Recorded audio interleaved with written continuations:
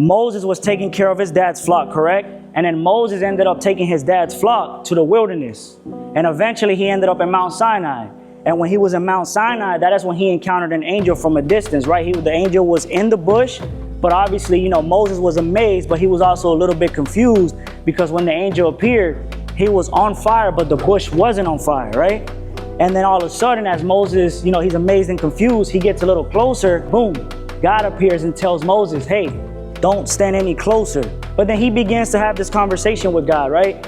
And as he has this conversation with God, God is telling him how he's going to deliver his people from Egypt and so on. But then Moses asks him, right? He's like, hey, if they ask me who you are, what should I tell them? Who sent me? And he says, like your boy said, I am who I am. I am the God of your ancestors, Abraham, Jacob, Isaac. 15 years later, we learn what? That Jesus was teaching in Jerusalem. He's talking to the religious leaders and they're debating about who he is and they're questioning him, right? That is when Jesus ended up making this claim that he was God. And obviously the Jews looked at him like, yo, hold up. You're blaspheming right now. Because Jesus made the claim that he was, before Abraham was, I am. Aiden said, in the beginning was the Word, and the Word was with God, and the Word was God, right? We learn in Colossians how it said that he was the visible image of the invincible God. So that makes him God himself. And that brings us to our first reason.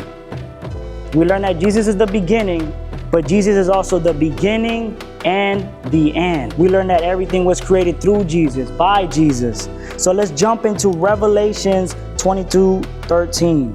I am the Alpha and the Omega, the first and the last, the beginning and the end.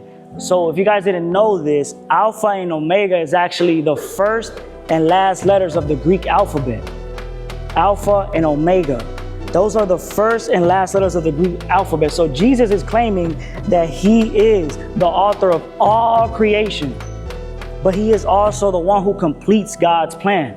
And only somebody who is as close to God or near to God that can ever be the beginning of creation to the end of God's plan. Only God can do that.